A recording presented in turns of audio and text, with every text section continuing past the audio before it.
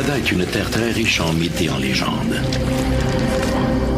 Au Québec, par exemple, les histoires de loups-garous sont particulièrement nombreuses.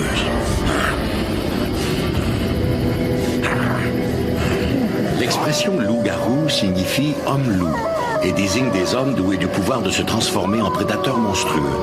On dit aussi que ces monstres seraient presque immortels.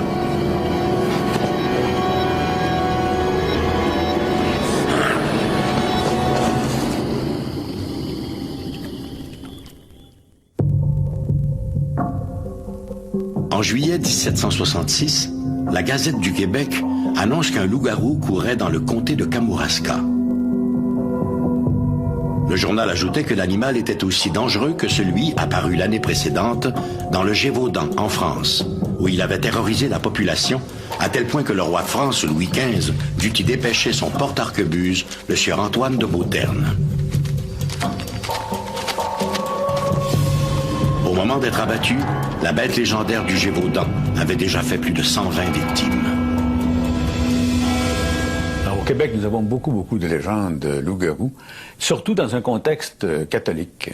Parce que le loup-garou, ce qui caractérise le loup-garou du Québec, c'est un homme qui n'a pas fait ses Pâques pendant 7 ans de suite. Alors, pour situer les gens, il fallait communier dans le temps de la Semaine Sainte. Et puis, le dimanche de la Quasimodo, c'était la date limite. Et dans plusieurs paroisses du Québec, on sonnait le soir de la Quasimodo le glas pour, au fond, regretter la mort des gens qui n'avaient pas pratiqué le précepte pascal. Alors, les gens qui n'avaient pas communié, ils se transformaient en pleine nuit. Ils se promenaient dans les campagnes. On voyait des loups. Et moi, c'est le chanoine Lionel Groulx qui m'a raconté que son père avait été suivi par un loup. Et puis, que pour s'en débarrasser, il fallait prendre un canif et le piquer. Et là, l'homme apparaissait devant vous, il était nu, il saignait, puis il dit, dis-le pas à personne de la paroisse. Hein, c'est moi qui courais le loup-garou, j'étais condamné. Et là, tu m'as démorphosé. Hein, parce qu'on faisait amorphoser, démorphoser, et je suis libéré grâce à toi. Si la pleine lune est généralement associée aux légendes de loup-garou, un couple de Lac-Blaucy, au Québec, fit dans la totale obscurité une singulière rencontre. En novembre 1989, on revenait de chez des amis. On était en voiture, puis on voyait pas très loin. Hein. Il nous est apparu un drôle de personnage devant la voiture. Il est environ 22 heures lorsque Mme Gagnon et son époux croisent un être inimaginable.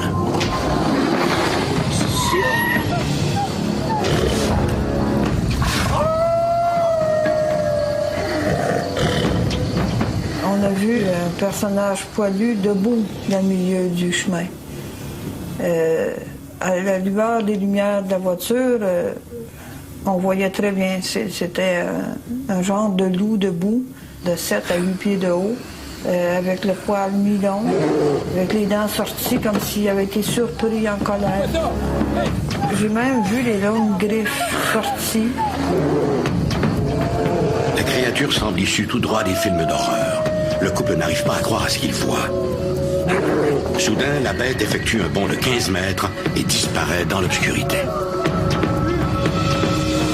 Du milieu du chemin, aller dans le bord, aucun humain n'aurait pu le faire, le saut. Là, j'étais très impressionnée. J'ai demandé à mon mari s'il avait vu, lui aussi.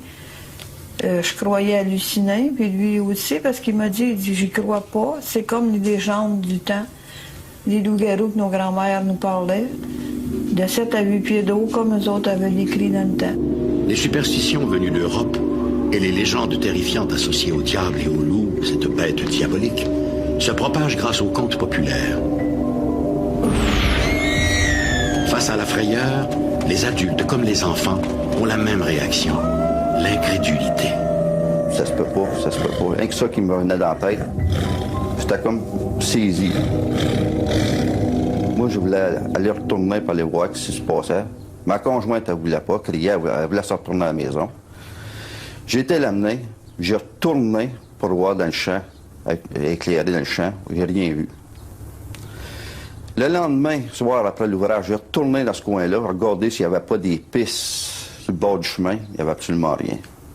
On a parlé à des amis de la chose qu'on avait vue, et puis nos amis ils disaient qu'on avait probablement bu ce soir-là ou qu'on avait pris quelque chose qui nous faisait halluciner, justement.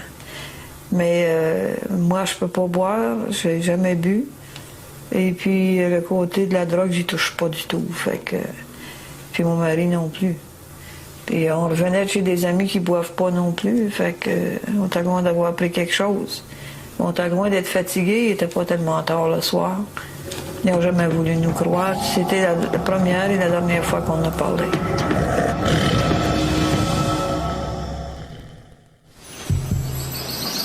Qu'on y croit ou non, nombreux sont les récits de rencontres fortuites avec des loups-garous, des enfants enlevés par ceux-ci ou encore d'hommes transformés en loups-garous.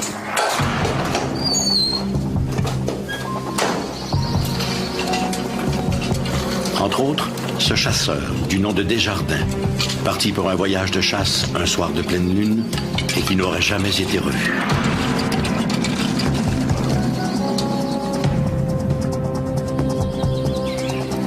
Seul son fusil et quelques pièces de cuir auraient été retrouvés sur les lieux de son campement par les bénévoles partis à sa recherche.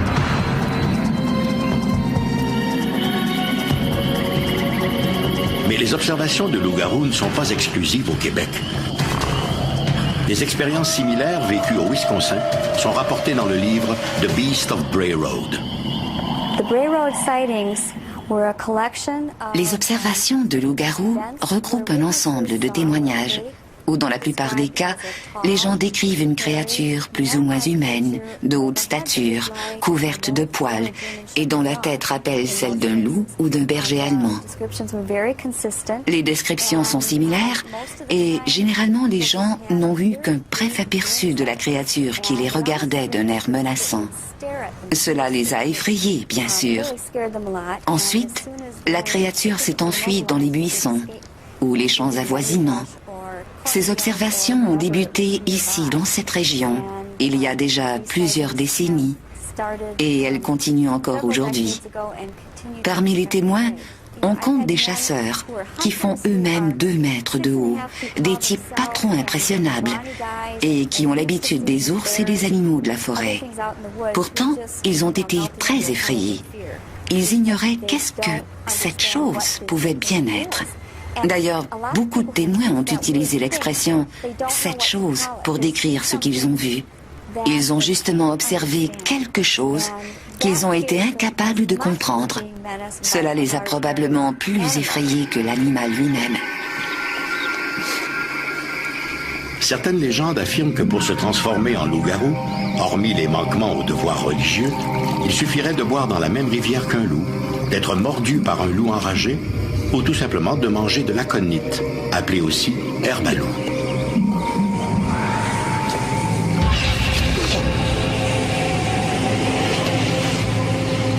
On raconte aussi qu'une façon de vaincre ces monstres quasiment immortels serait de les atteindre d'une balle en argent, faite à partir d'un objet consacré, tel un crucifix d'église.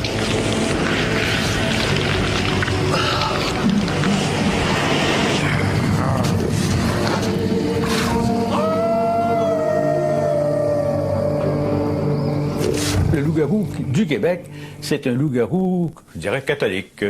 Et puis, tranquillement, évidemment, avec la transformation des structures religieuses, on en parle un petit peu moins.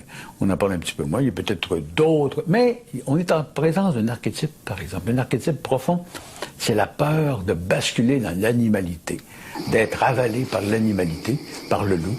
Et ça, les racines de ça, pour nous, c'est en France, où le loup, c'était la grande terreur. Dans François Villon, on parle de ça, justement, les loups qui entraient dans Paris, hein, dans les temps de famine. Alors, c'est la peur du loup et la peur de devenir loup. Sauf au cinéma, le mythe du loup-garou a disparu des préoccupations modernes. Mais la peur exprimée par ces contes continue de hanter les esprits la nuit venue. Le diable aurait-il simplement changé de visage?